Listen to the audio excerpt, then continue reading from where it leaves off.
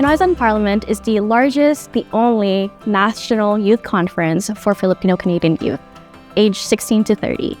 Through Pinoys on Parliament, we're able to host workshops, panels, and provide a networking opportunity for delegates from all across Canada, even from our rural communities, to have a space where they're convening here in Ottawa.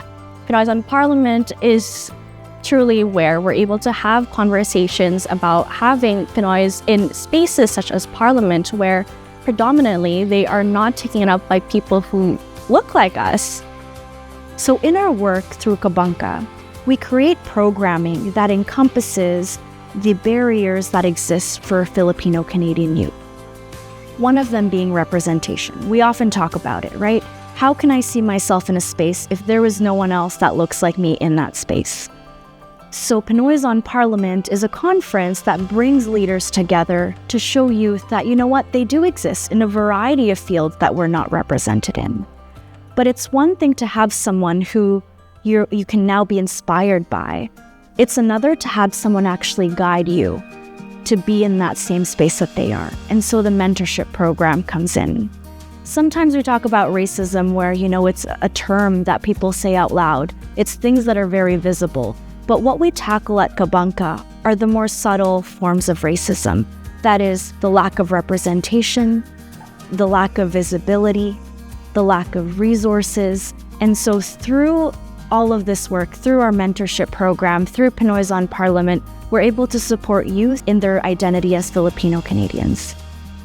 So I feel that our work at Kabangka will help shift policy in the broader sense. And what I mean by that is our community is so under-researched, and at the same time, it's so underrepresented in all levels of government. And that includes, municipal, provincial, and federal.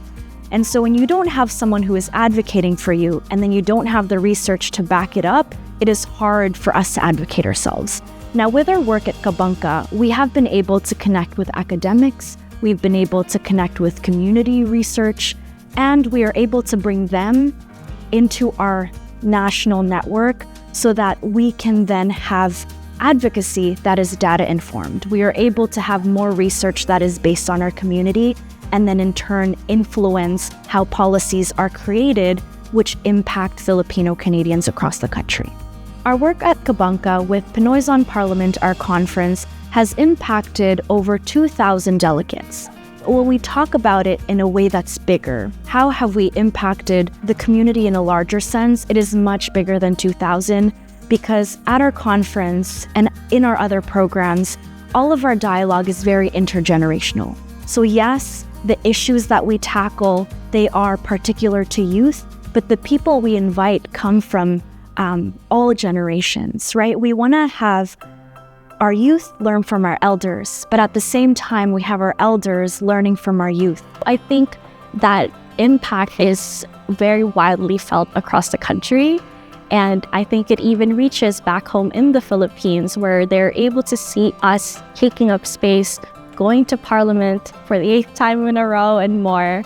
And I think that impact is truly something that you can't necessarily quantify. I think it's the most invaluable thing.